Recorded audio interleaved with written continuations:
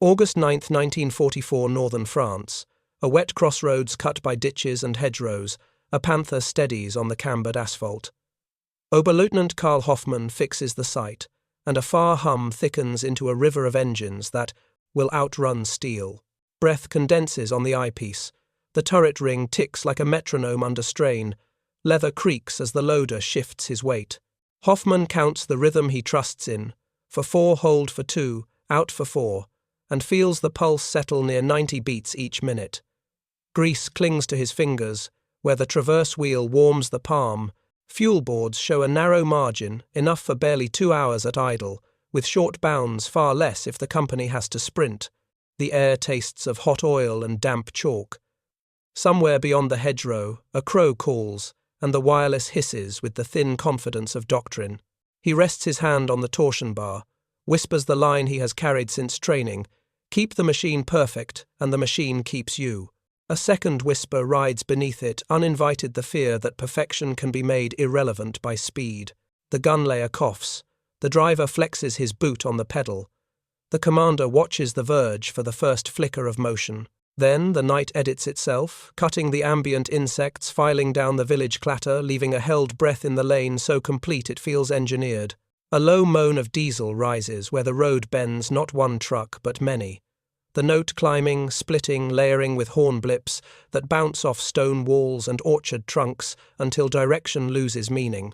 The wireless stutters as if crowded by the sound itself. Hoffmann flinches before he can stop himself, and the oath in his chest shakes like a tool dropped on concrete. 200 miles since dusk, a man's voice will write later in a notebook smudged with petrol. No headlights, convoy order by number, coffee at the turn, fuel by the drum, and the line never breaks. He is an American sergeant whose world is measured in minutes to refuel and drums to the mile, who taps the dashboard and grins when the column makes another handoff without stopping. Sight, picture, crisp breath, disciplined hands clean on milled steel, and out beyond the hedgerow the road is becoming a conveyor. Precision waits, supply rolls. The colonel smirked over the field map and said the war would not be won by truck drivers and supply lines, then tapped the silhouette of a panther, as if steel alone could veto hunger and distance. The smirk curdled the moment the road began to sing. That road song, diesel moan, braided with short horn blips, is not romance. It is arithmetic. It counts barrels, minutes, axles, and turns, and it keeps counting after a perfect ambush empties its last shell. Start with flow. Behind Patton's armoured spear convoys moved in waves, measured not by elegance but by weight, thousands of tons each day stacked as drums, crates, and track pins. Dispatchers carved the day into segments, forbidding headlights and forbidding hesitation. A number stenciled on a fender became a promise: you leave, you hand off, you return. Civilian tricks travelled with the driver's double-clutch habits that spared gearboxes, tyre rotation charts, pinned above tool rolls, coffee at the turn, so the median speed never sagged. Every halt had a reason and a clock. If a truck idled, a corporal knew how many minutes of fuel it had just burned into nothing and what that meant in miles denied to a tank. Now the tank at the front. A Sherman arrives low on petrol after a sprint. A crew chief swings a hose, bleeds air, and the stopwatch starts. With practiced hands and a clean funnel, refuel time compresses to a handful of minutes faster if the drums are staged by number and the ground is already chocked. The crew takes oil checks, breathers, wipes the filler neck, and rolls before the Panther's optics have cooled. Multiply that by companies and it becomes a doctrine of return to service. Availability, not purity. An imperfect tank that moves again in 10 minutes outperforms a perfect tank that sits immaculate bone dry. The colonel's map cannot show what the quartermaster ledger shows. A route is not a line, but a cadence dispatch control point, relay backhaul maintenance repeat. Traffic police at junctions enforce one-way flow. Breakdown teams tow stragglers before they turn into clogs. Empty trucks do not come home empty. They backhaul shell casings, wounded engines, and salvage. Mechanics log by hours instead of hopes, swapping parts on schedule, so failures obey the calendar, not bad luck. Civilian bus depots taught the trick: fix at night, run by day. Never ask a vehicle to do two jobs when one will do without delay. A railroad bombing might starve a region. A road net with redundant loops eats the blast and keeps humming. Listen again, the road is louder now. Diesel harmonics fold into one another, the horns, signalling intervals like a metronome for a factory that happens to be outdoors. That sound cuts through the colonel's remark like a rebuttal. Precision has a place. It does not have a veto. If a Panther kills 2 Shermans, and the column replaces them before the colonel's runner returns, what exactly did the elegance buy? If an Allied maintenance bay returns 3 vehicles to service before noon, while a German workshop waits for a crate that never arrives, what did the oath to perfection protect? Consider labour. A convoy assigns 2 drivers per truck on the hardest legs. That doubles endurance without halving attention. Grease points are hit on a schedule learned from city bus lines. Air filters are swapped before dust teaches a lesson. Brake adjustments are measured, not guessed. Civilian shop manuals, the unglamorous gospel, slip into field kits, and suddenly a battlefield vehicle is being treated like a city asset with a timetable and a penalty for lateness. That penalty is translated into fuel denied to the front. It is counted, and the count drives behaviour. On the other side of the hedgerow, the precision creed meets scarcity. Rail yards behind German lines are broken by bombs. Fuel trains bleed before they reach depots. Horses pull more than engines. Serviceable truck percentages sag below the threshold where plans can be believed. A beautifully machined gun with no petrol to move it is geometry waiting on chemistry that never comes. The colonel orders discipline. The road orders returns per hour. One of these issues receipts. Numbers, even softened into words, still bite. Tons per day delivered to forward dumps mean miles of movement regained, which mean minutes of initiative banked.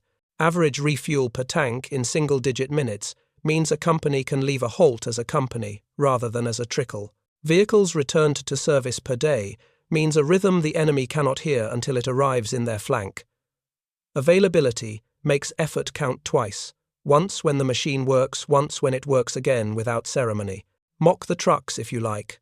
A driver who never fires a shot can still change the map if his arrival time is predictable. The convoy lane that forbids improvisation, forbids collapse. That is the divorce the road forces upon the old creed.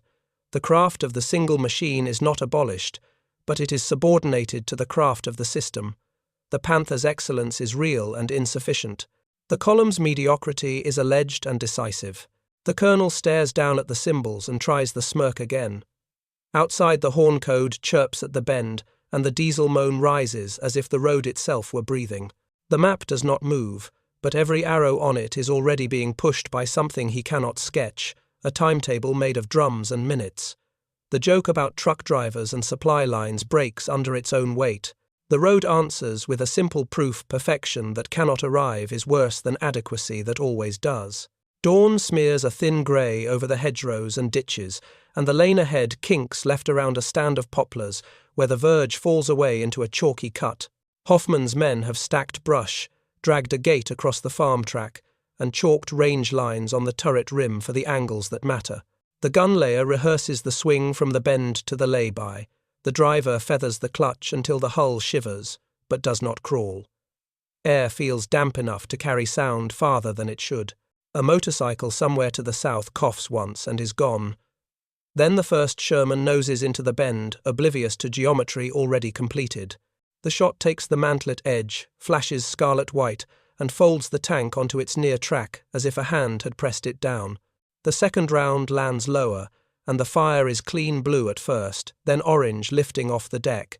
The second Sherman breaks instinctively into the kill zone, and the third nudges its rear, a quiet metal kiss that seals their mistake. The loader does not speak. He hands steel as if passing a tool across a bench. A third shot, deliberate, and a fourth, and the lane fills with shouts that sound the same in any army, an inventory of names and parts in the wrong order. The colonel will call this a proof later that discipline can outthink speed, that craft can set a hinge in the morning and watch a door swing shut by noon. It feels like proof for a minute. Then the air changes again. A horn note rises from the far road, a short chirp repeated, then another in answer from behind the trees, and suddenly the battlefield has more approaches than the map admitted.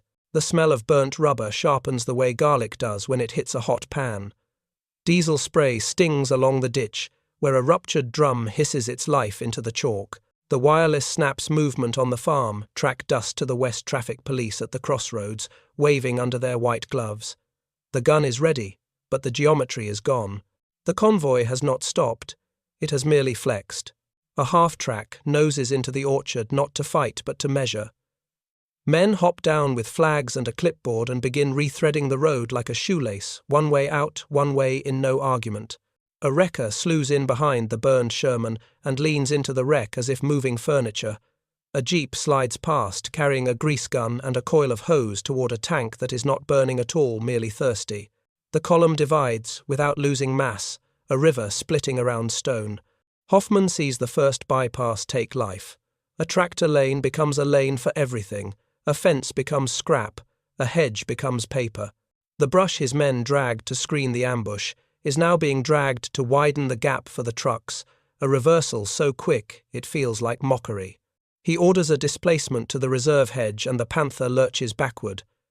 The driver's heel slips on a pedal still slick from last night's dew, and the cab blooms with a smell of hot clutch. A mechanic in a nearby orchard glances up, then goes back to tightening a clamp on a radiator hose of a tank that wears an Allied star. That tank coughs once, twice, then settles into a steady thrum that implies a schedule. Refuel team at the lay-by. Spare track pins by the culvert. Tow chain hooked before anyone wastes breath on a question. The column that lost 2 tanks now speaks in the grammar of return to service. Midday draws a line of heat through the smell of cordite and rubber, and flies discover everything at once. The ambush lane is suddenly full of movement that is not panicked.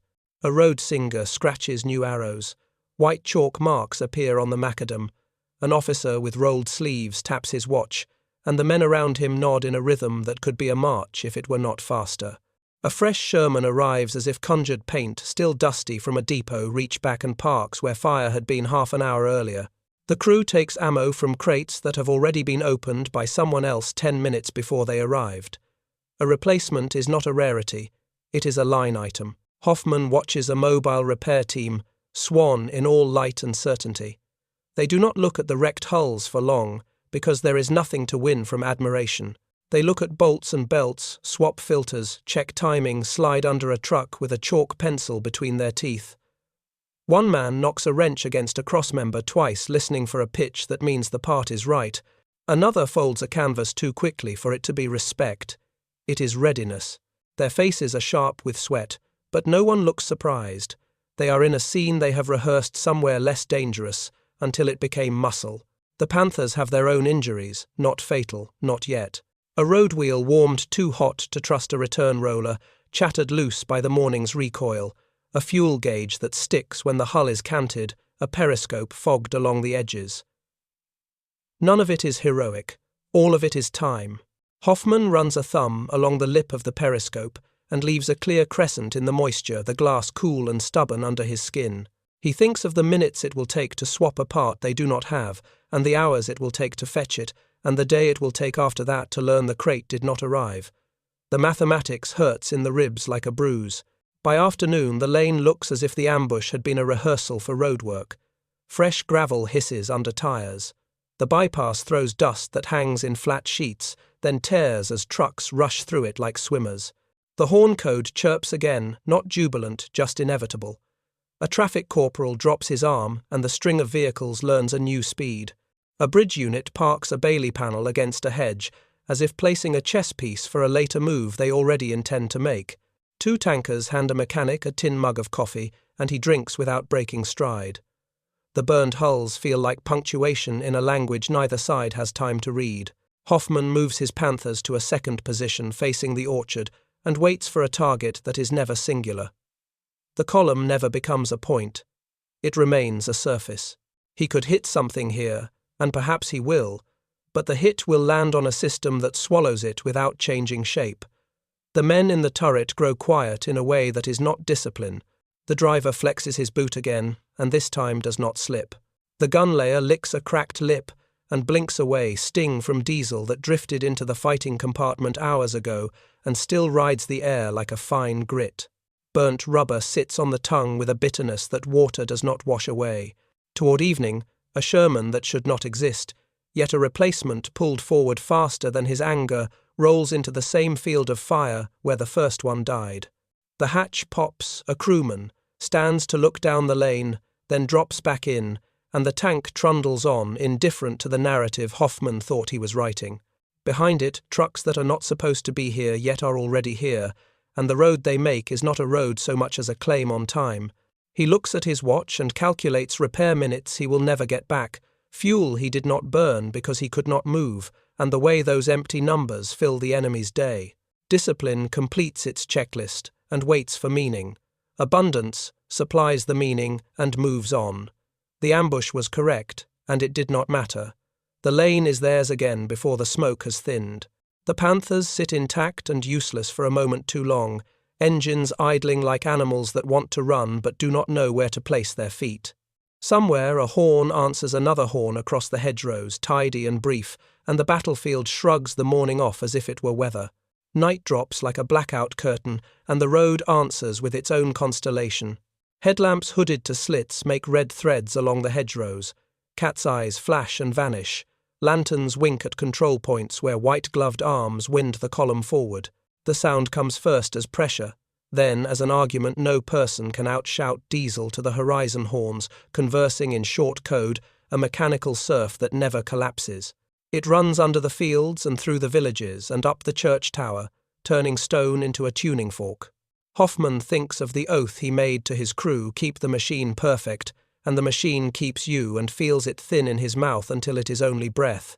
Orders creep across the wireless like frost. Hold the sector. Deny the crossing. Husband fuel. Words he believes because they are the last words he can carry without lying to himself. The men move by drill, check, traverse, set elevation, wipe lenses, oil the ring, tap the compass. The hands are steady and the tools are clean, and the night does not care. The first long horn bleat rolls down the slope like a foghorn and finds them in their ditch. Another answers from the far side of the bend. A third comes like a laugh against a wall. Lights slide along the spine of the ridge until the lane looks veined as if someone had drawn the circulatory system of an animal too large to kill. The ambush geometry exists on paper. The convoy's geometry exists in motion. A traffic unit opens a farm gate, and 3 trucks vanish into darkness. A wrecker noses between apple trees and returns with a casualty that no longer blocks anything. A motorcycle messenger pulls up, collects a slip, and is gone before the Panther's engine note has finished rising. Hoffman raises his hand to steady his men, and realizes it is himself he is steadying. He is not afraid to fight. He is ashamed to learn that fighting here is only a way to spend time he cannot replace. A runner arrives at the dugout by the hedge with a scrap of paper torn from a pad. The paper smells faintly of petrol and coffee. The radio intercept team in the village schoolhouse has been busy. Forward dump throughput tonight projected above 3,000 tons. Someone has penciled in a small hand. Refuel cycle at gas points under 10 minutes per vehicle. Replacement tank delivery at dawn, confirmed on both lateral routes. Convoy density maintained despite losses by backfill from reserve pool. Control points at the river are doubled. Alternate East Road open via Orchard Track. Traffic delay under 15 minutes at last check. The runner shrugs as if to apologize for the handwriting. Hoffman reads the lines again because there is a kind of pity in them. None of the words boast. They simply total. The total makes his skill a footnote. He keys the handset and calls for permission to shift positions. The reply crackles with the old grammar of pride, maintain, conserve, deny. He looks at the lane at the lights sliding past the bend like veins in a wrist at the horn code chirping its patient recur, and he breaks the promise he once believed could anchor a life. Displace, he tells his driver voice flat. Abandon the sector. The words, taste of metal. Kruger's head jerks as if slapped. The loader looks down at his hands, no longer sure what to do with them. The oath keep it perfect dies where it meets the road's indifference. They fall back by bounds through orchards that smell of diesel and bruised fruit. On a cart track barely wide enough for the Panther's shoulders, the driver rides the clutch and the cab fills with the acid sweetness of hot lining. Beyond the hedge, a convoy whistles past with the soft hurry of a city train. Trucks with canvas sides fluttering. A jeep towing a trailer of drums that glint like wet coins. A maintenance unit under blackout lamps, faces turned to the work and not to the war, replacing a belt, tapping a gauge, writing a number in a book. Nothing grand, everything certain. At the next rise, they pause beneath a plane tree and listen. The road is now 2 roads, then 3 each, with its own breath. One feeds forward, one returns, one peels off to a dump that did not exist at dusk. A bridge section waits in silhouette like a folded insect, ready to unfold and cross whatever has not yet been broken. White cuffs flick in the dark as traffic police reset their order. The column absorbs a wrecker, yields to an ambulance, closes ranks around a dead engine and never stops being itself. The intercepted voice comes live on the net for a moment, not words, but cadence, the clipped calm of a man who has counted this before. Column 27 clear at Point Able.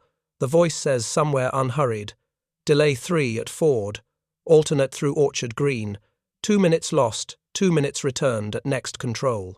Hoffman's men are very still, as if listening for a mistake that would make the world familiar again. None comes. He thinks of the sector he tended like a garden, the range stakes set just so the brushed-in emplacements, the sight lines trimmed with a farmer's care, and how easily a river ignored fences when it rose. He had believed a perfect position could fix a field, and now the field has learned to flow. He tells himself he is preserving strength for a counterattack that will have meaning. He knows he is stepping out of a story he wanted to tell. Back along the lane, the burned hulls glow like banked coals and throw a low heat into the ditch. The Panthers idle in a copse with the engines ticking patient, ready exquisitely maintained, and for the first time he feels the engine's patience as judgment. A machine made to act is being asked to witness. The shame is not in retreat alone. It is in discovering that a retreat makes no dent in the thing that forced it. The disbelief is brief, and then it is gone, because there is nothing left to disbelieve when the numbers are this calm. He writes a note for the colonel that is not a confession and is not an excuse. He writes of alternate routes, of doubled control points, of refuel cycles in minutes that undercut every ambush of replacements, arriving like a tide at dawn. He does not write the one sentence that sits like a stone in his throat: we are correct and irrelevant. His hand shakes once, and then is steady, because steadiness is the last gift he can give the men who watch him. The road hums on. Horns speak to horns with a patience that is almost kind. Lights slide like veins across the hill and carry life forward. The Panther's steel is perfect and still. Somewhere in the dark, an American sergeant taps his dash twice, drinks coffee gone lukewarm, and smiles when the next control point takes the time he expected. Hoffman closes his eyes and hears the convoy pass through the gap he was meant to deny, and he understands that his craft has been weighed, measured, and found outside the equation. He does not weep. He orders the engines down to idle and waits for a world that will not slow to meet him. Dawn gives the metal a color of old coins. Hoffman steps down into the wet grass and lays his palm on the Panther's road wheel. The rubber is warm, where it should be merely cool. The rim carries a faint burr he can feel better than he can see, and the grease along the hub smells burnt sweet and rancid at once. He presses until the warmth answers back through his bones, and thinks of all the nights he kept this circle, true the measurements, the talks, the notes in the margin about a squeak that should not be there. The machine is as close to perfect as a field will allow. The field did not ask. Across the hedgerow, a Sherman idles at a gas point that has appeared like a pop-up shop on market day. A hose gleams in the half-light, the nozzle nickel-bright, where hands have polished it by use alone. He walks nearer than pride should let him, and does not stop. A refueler in rolled sleeves nods once and passes the hose. Petrol breathes up the line with a chill that bites the skin. The rubber jacket is clean, faintly dusty, and cold enough to raise gooseflesh along Hoffman's wrist. Fresh petrol smells like a promise the world intends to keep. He hands the hose back, and the man clips it to a bracket, already waiting for it, as if brackets were born with hoses in mind. He opens his notebook and writes what he has been refusing to say aloud: we were perfect until the world moved faster than our perfection. The sentence quivers, then sits. He adds the totals he cannot unknow. The forward dumps last night moved on the order of several thousand tons. The column refueled tanks in fewer than 10 minutes each. Replacement vehicles arrived not by miracle, but by schedule, counted in scores each week and more when rails and roads cooperated. He does not need exact integers to hear the arithmetic. He needs only the way the hose bit his palm and the way the road wheel warmed his bones. He turns the numbers into minutes, because minutes are what soldiers live. A platoon burns through its life in engine run and track wear.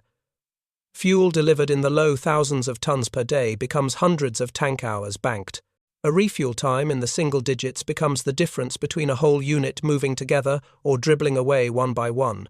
Replacements, counted by the week, become a rotation that keeps a familiar call sign alive, even when faces change beneath the steel.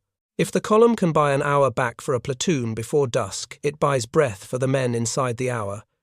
He writes that too, and the page smells of petrol where his wrist rested. The panther behind him ticks as metal cools. He runs his thumb along the tread face and lifts a crescent of rubber that smudges his nail. Burnt grease hangs in the air like a sermon he no longer believes. Across the lane, the refuel crew breaks down the point with motions that have no drama cap on ledger mark, hose back into the rack, hand signal to the next pair of trucks, and the Sherman rolls off with the quiet confidence of a thing rejoined to its purpose. The refueler wipes his hands and taps his watch, not because he doubts the time, but because touching the clock is part of the work. Hoffman closes his eyes and weighs what the road has taught. A perfect shot into a perfect plate at a perfect angle can write a paragraph in a report. A convoy that can deliver fuel in the space it takes to recite a prayer writes the map. A maintenance team that can return 3 vehicles to service before noon writes a day that contains more action than any single weapon can cancel. He can polish steel until he sees his face in it. The column will polish time until it obeys. He speaks at last, and the men around him pretend not to listen while hearing every word. The craft kept us alive and taught us pride. It did not keep the field. Our deficit is not skill, it is minutes we cannot earn back. The loader nods once a small motion, as if he has been carrying this truth in his shoulders, and is relieved to set it down. The driver watches the road and says nothing, which is agreement in a language they have all learned. He writes the final tally for the report he will hand to the colonel without ornament. Fuel moved each day in the low thousands of tons becomes miles of advance measured not in theory but in tread marks. Refuel cycles in fewer than 10 minutes per tank translate into whole companies stepping off as one instead of in ragged files. Replacement vehicles arriving by the week keep formations at strength even when mornings begin with smoke. Repair throughput counted in vehicles per day, aided by mobile teams and scheduled swaps, turns damage from a fate into a delay. Each of these lines resolves into the only unit that matters to a platoon: minutes of combat life restored. He does not try to soften the last sentence. Perfection that pauses becomes loss. Adequacy that returns on time becomes power. He feels the shame flare and pass a clean burn, leaving something harder behind. Not admiration for the enemy, not contempt for himself, simply the shape of a law that no oath can break. He touches the road wheel once more, honoring the years he gave to getting things right, then lays his palm on the memory of the cold hose and honors the speed that made rightness insufficient. Engines start in the orchard with the same resigned music as always. Tools clink into rolls. The day will ask for positions and sightlines and fields of fire. He will answer because craft is still the language he speaks. But his ledger has changed columns. When he counts now, he will count in minutes of life bought by flow in returns to service in the steady mercy of arrival. The cost they paid sits in the waste between shots that hit and days that were lost despite them. He writes one more line before closing the book. Our defeat is measured in time, and time rides with those who never stop moving. A post-war file draws a clean line through the chaos.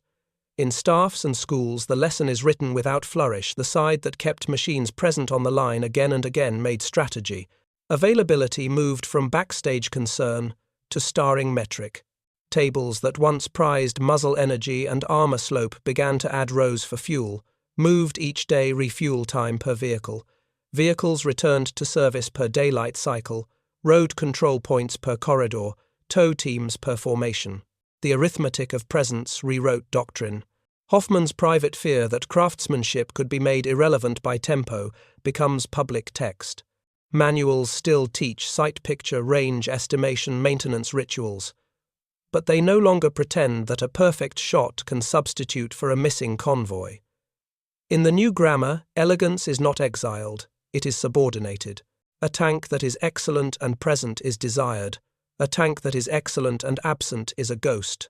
Officers who once rehearsed kill zones now rehearse flows, alternate routes, relay handoffs, recovery density, spare parts ladders, repair triage that returns the most machines the fastest. The culture of the system, not the charisma of the single platform, is the art that decides. The scholar's footnotes tally what the ear knew on those roads. A daily fuel throughput measured in the low thousands of tons becomes miles added to every map line before dusk.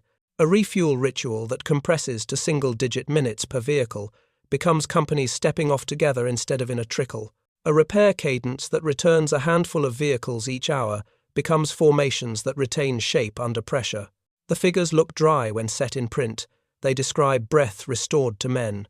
One composite measure emerges to hold the lesson and the wound.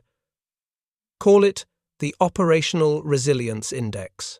In words, it equals repair throughput added to fuel throughput, all divided by the number of combat units drawing on that flow, expressed as units per day per division. It does not care how beautiful a turret casting appears in a brochure. It cares how quickly damage becomes delay and delay becomes return. Commanders discover that when the index rises, initiative lasts. When it falls, skill evaporates into reports that read like elegies. Hoffman accepts the sentence he dreaded. His craft was true and insufficient. He does not abandon it. He files it where it belongs in the new order. He speaks to his men in the practical terms they can use. Keep the machines fit. Move before perfection. Tempts you to pause. Measure time as if it were ammunition. Honor every minute a convoy returns to you. The shame that once burned becomes a cooler clarity. He can name what beat him and why, and that knowledge frees him to fight more wisely, or at the least to refuse self-deception. Historians write the conclusion in language that would not surprise a quartermaster. Mechanism and method on the Allied side created an environment in which individual skill could matter but never be required to save the day. Doctrine on the Axis side preserved skill and reverence for craft, while starving the system that could have carried it. The decisive proof is this: where availability rose, operations accumulated; where perfection was pursued at the expense of flow, operations dissolved. The index sums the story without malice.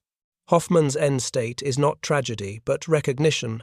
A soldier's worth under modern conditions is multiplied by the logistics that keep him present, and unmultiplied worth fades like exhaust in a night of endless engines.